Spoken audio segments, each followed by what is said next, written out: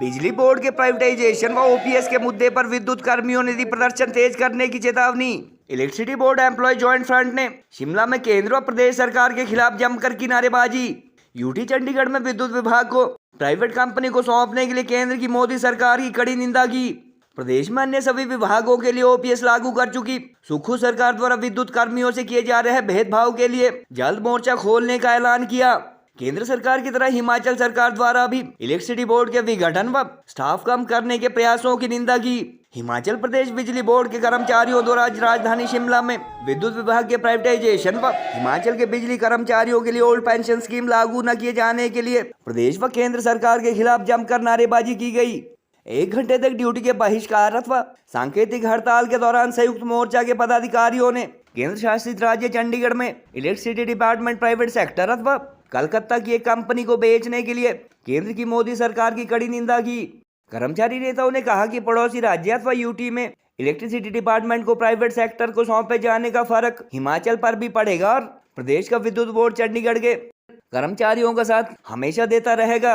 उन्होंने कहा कि हिमाचल में भी राज्य सरकार बिजली बोर्ड के विघटन अथवा प्राइवेटाइजेशन की लगातार कोशिश कर रही है, मगर इस मामले में वर्ष 2003 से समय समय पर सड़कों पर उतर रहे बिजली कर्मचारी ऐसा नहीं होने देंगे।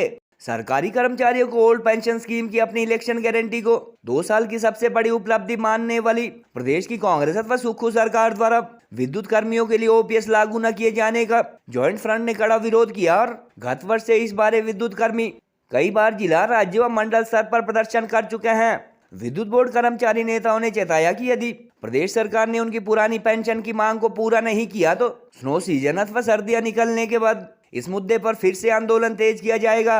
उन्होंने कहा कि इन दिनों बर्फीली ठंड में भी लगातार सेवाएं दे रहे बिजली बोर्ड के कर्मचारियों की ओपीएस के मामले में मुख्यमंत्री सुखविंदर सुक्खू द्वारा अनदेखी की जा रही है, जबकि हर साल इस विभाग के 10-12 कर्मचारी ड्यूटी के दौरान हादसों में जान गंवा देते हैं। बहरहाल ओपीएस लागू न किए जाने के लिए हिमाचल की कांग्रेस व प्राइवेटाइजेशन के लिए केंद्र की भाजपा सरकार की आज की सांकेतिक हड़ताल में विद्युत कर्मचारियों ने जमकर निंदा की और मांगे पूरी न होने की सूरत में आंदोलन तेज करने की भी चेतावनी दी। आवाज दो, रसलाइजेशन नीतिकार मुर्दाबाद, मुर्दाबाद, मुर्दाबाद, रसलाइजेशन नीतिकार मुर्दाबाद, मुर्दाबाद, मुर्दाबाद। या दूसरे मसले हो।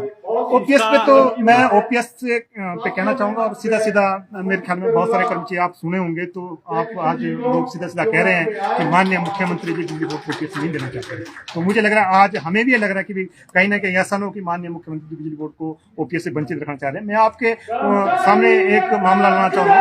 राजस्थान में आपका 23 में जब वहाँ राजस्थान में कांग्रेस गवर्नमेंट थी तब वहाँ ओपीएस लागू की गई और 23 में जो बिजली महकमा है, बिजली कंपनी है, जो वितरण निगम है, वहाँ बिजली कर्मचारियों को ओपीएस लागू की गई।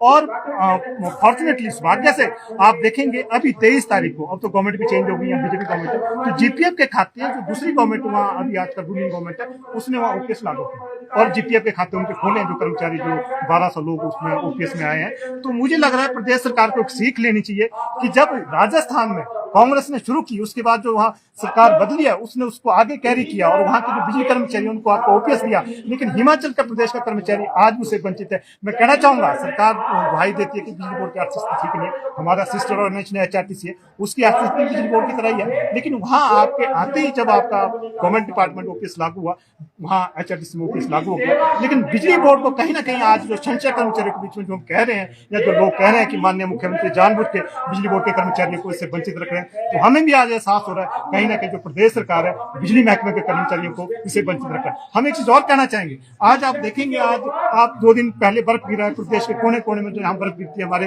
कर्मचारी रात दिन काम करके पोलों पे चढ़ रहे थे, हादसे होते हैं और साल के लगभग 12-13 हमारे खटले एक्सीडेंट होते हैं। लेकिन दुर्भाग्य से वो सिपाही और फ्रंट लाइन जो सिपाही हैं जो प्रदेश को बेहतर सेवा दे रहे हैं आज ओपीएस से वंचित है। ये बड़ा खेद का विषय और हम आपके माध्यम से प्रदेश सरकार से मांग करना चाहेंगे कि ओपीएस बिजली बोर्ड में शीघ्र लागू की जाए। इसके देरी से कहीं ना कहीं जो आपकी प्रशासनिक दिक्कत बिजली बोर्ड में बढ़ेगी और कर्मचारियों में जो आपका उसने फंड प्लानिंग करनी होती है कि उसमें सोशल सिक्योरिटी में इन्वेस्ट करना होता है उसमें भी कहीं ना कहीं दिक्कत रहेगी। आगे आने वाले दिनों में ओपीएस है, बिजली बोर्ड में जो स्टाफ प्रोडक्शन की बातें की जा रही है प्रदेश स्तर पे या जो निजीकरण का दौर है जो आपका पूरे हिंदुस्तान में चला है, इन तमाम मुद्दों को लेकर के उससे भी बड़ा जंक्शन हिमाचल प्रदेश का शिमला के कुमार उसके प्रांगण में यहाँ पहुंचेगा और सरकार की जो नीतियां हैं या जो ओपीएस की मांग है उसको लेकर के एक जोरदार प्रदर्शन करेगा, ये आपके माध्यम से कहना चाहेंगे।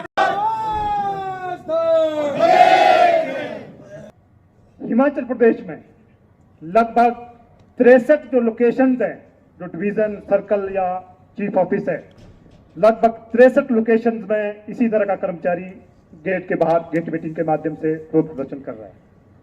और हम साथ ही कहना चाहेंगे, खास करके मैनेजमेंट से भी कहना चाहेंगे कि आज जो हिमाचल प्रदेश बिजली बोर्ड का ढांचा, जो आज जिसके आप यहां अधिकारी हैं और जो पावरें आप एंजॉय कर रहे हैं, ये ढांचा इसीलिए बचा है कि आपका बिजली कर्मचारी हिमाचल प्रदेश का 2003 के बाद जब बिजली कानून आया है, लगातार इसी तरह पे सड़कों पे रहा है। और हमें दुख होता है, आज कहा जा रहा है कि बिजली कर्मचारी, बिजली अभियंता कैंपस में आवाज नहीं उठा सकता।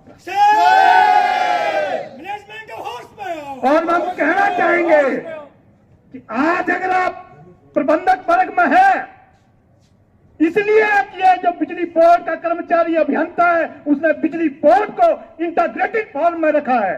अदरवाइज हिमाचल प्रदेश में उत्तर प्रदेश की तरह 4-5 कंपनियां हो गई होती। मैं कहना चाहूंगा साथियों, आज पूरे जो देश के जो बिजली महकमे हैं उनको निजी हाथों में बेचा जा रहा है।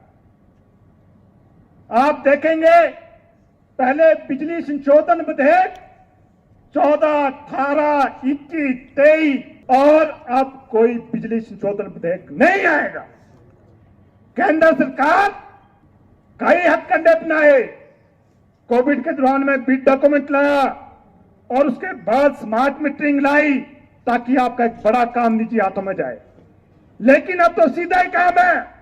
पहले क्या होता है कि बिजली बोर्ड है, इसकी कंपनी बनाई जाए, कंपनी में कंपनी एक्ट में रजिस्टर होने के बाद डिसइन्वेस्टमेंट करके आप उसके शेयर या उसमें प्राइवेट पार्टिसिपेशन करा सकते हैं। लेकिन अब और रास्ता खत्म है। अब चंडीगढ़ की तरह सीधा रास्ता है। चंडीगढ़ में क्या था, बिजली डिपार्टमेंट था, अब डिपार्टमेंट को सीधा सेल पे लगा दिया और डिपार्टमेंट को निजी कंपनी में बेचा गया। आप देखेंगे चंडीगढ़ 2021 में वहां बिडिंग हुई और जो एमिनेंट कंपनी कलकत्ता की है, 870 करोड़ में चंडीगढ़ के बिजली 26,000 की बिजली संपत्तियों को बेचा गया। आप देखेंगे किस तरह की लूट है। जो वहां के सब स्टेशन है उसका किराया कितना है, 1 रुपए प्रति महीना। गोल्ड कड़ा या टेम्पर ज्वेलरी लेना चाहते हो तो ये है बेस्ट ऑप्शन। हिमाचल का popular jewellery brand Bhushan jewellers कड़ों की कलेक्शन में टेम्पर ज्वेलरी, शीट कड़ा, मीना वर्क गोल्ड कड़ा, गेरू कड़ा, ऑक्सीडाइज्ड गोल्ड कड़ा, बैंगल्स जैसी widest collection lowest making charges के साथ आपको बेस्ट प्राइसिंग में दे रहा है। तो अगर आप भी चाहते हैं गोल्ड कड़ा या टेम्पर ज्वेलरी खरीदना तो जरूर विजिट कीजिए भूषण ज्वेलर्स, लोअर बाजार, सोलन।